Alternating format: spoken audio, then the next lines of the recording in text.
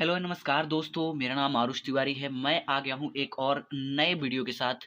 चूँकि मेरा ये तबीयत का थोड़ा-सा इश्यू था, इसीलिए मैंने कोई भी सब टॉपिक अनदर नहीं डाला था। I am so sorry for that. लेकिन आज हम लोग सब टॉपिक नंबर 6 पढ़ेंगे और ये है अबाउट यूएसए। तो यहाँ पे कुछ इम्पोर्टेंट पॉइंट्स जो है वो मैंने नोटिस करा है, जिसको मैंने हाइलाइट कर दिया है। तो यहाँ पे हम लोग देख सकते हैं, कह रहा है कि for about 100 years after the 13th English colonies on the east coast of North Africa had won their independence from the England and emerged as the United States of America. आप लोग को बता दूं गाइस कि United States of America was also the colonial of the British. Lots of struggle had been done there and then America also got independent from British. और आपको बता दूं कि जो अमेरिकन जो रेजिडेंट्स हैं, मतलब थे उस टाइम पे, मोस्टली बिलोंग करते थे ये आपको Netherland, Finland, Poland, Britain, even मतलब यूरोप के बहुत सारे देशों से वो माइग्रेट करके यूएसए में आए थे। और तब यूएसए केवल एक 13th कॉलोनी में डिवाइडेड था। अगला जो है वो कह रहा है between 1861 and 1865 there was a civil war when the southern states of USA. अब देखिए क्या हुआ, 1861 से 1865 तक सिविल वार ब्रोक आउट कर गया साउदर्न स्टेट्स ऑफ यूएसए में। और फिर देखिए क्या होता है, which were primarily agricultural with the plantation work by the slave labour. अब यूएसए में साउदर्न स्टेट्स में जो वार ब्रोक आउट करा, वहां पे रीजन था क्योंकि उस स्टेट में स्लैबरी बहुत ज्यादा होती थी। और चूंकि वो एग्रीकल्चर सेक्टर में ज्यादा आगे था, तो वहां पे स्लैब लेबर्स ज्यादा यूज होते थे, जिसकी वजह से वहां पे स्लैब ही कह सकते हो कि स्लैब ही ब्रोक आउट कर दिए सिविल वार को।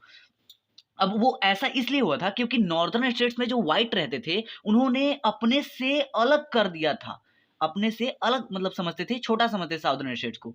As a result of the defeat of the southern state, उसी ने ब्रोक करा और डिफीट भी हो गई साउदर्न स्टेट नॉर्दर्न स्टेट से। As a result of the defeat of the southern states in the civil war, the union was preserved and the slavery was abolished। हालांकि एक फायदा ये हुआ कि जो स्लैबरी थी वो एबोलिश करी गई यूएसए से। फिर अगला जो है एक पॉइंट हम लोग देख लेते हैं, कह रहा है by the end of the 9th century she was producing about 1/3 of the total production of iron and steel in the world. देखिए विथ इन द डिकेड्स, देखिए जब सिविल वॉर ब्रोक आउट करा और वहां से 10 सालों के बाद यूएसए एक फॉर मोस्ट इंडस्ट्रियल पावर उभरा, बन के उभरा। और end of the 9th century आते आते वो 1/3 वर्ल्ड का 1/3 आयरन एंड स्टील को प्रोड्यूस करने लग गया था गाइस। समझ सकते हो आप कितना ज्यादा ग्रोथ उसमें जो है यूएसए में हुआ था। कह रहा है there were over 3 lakh kilometre of railroads in the country. वहां पे 3 लाख किलोमीटर रेल रोड्स को भी बनाया, प्रोड्यूस किया जा चुका था यूएसए में। और देखिए इंडस्ट्रियल जो सुपैरिटी है वो यूएसए की इसलिए हो गई क्योंकि यूएसए में फर्स्ट ऑफ ऑल तो इंडस्ट्रीज टेक्नोलॉजी का बहुत अच्छा ग्रोथ करा वहां पे। और दूसरी कि वहां की पॉपुलेशन भी राइज करी थी। तो पॉपुलेशन राइज करी तो कंज्यूम जो भी प्रोडक्शन होता था उसको कंज्यूम भी उन्हीं उन्हीं की पॉपुलेशन कर लेती थी।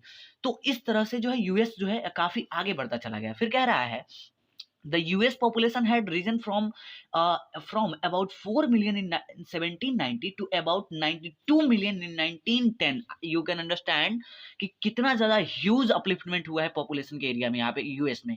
92 मिलियन गाइज 1910 आते आते एक 1992 मिलियन पॉपुलेशन पहुंच गई थी। About 25 million Europeans had migrated. और इन 92 मिलियंस में 25 मिलियन जो पीपल्स थे उन्होंने माइग्रेट करा था यूरोप के अलग अलग क्षेत्रों से, अलग अलग एरियाज से। कह रहा है US during the 19th century, 19th century की बात है जब लोगों ने माइग्रेशन शुरू करा यूएस की तरफ आकर्षित हुआ क्योंकि इंडस्ट्रियल पावर बना वो। फिर आगे कह रहा है तो यहाँ पे अब कुछ ज्यादा मिला नहीं, ये लास्ट था हम लोग का गाइज। आप लोग देख सकते हो यहाँ से एक नेक्स्ट टॉपिक है, तो हम लोग इसको कल कवर करेंगे। Thank you so much guys, thank you.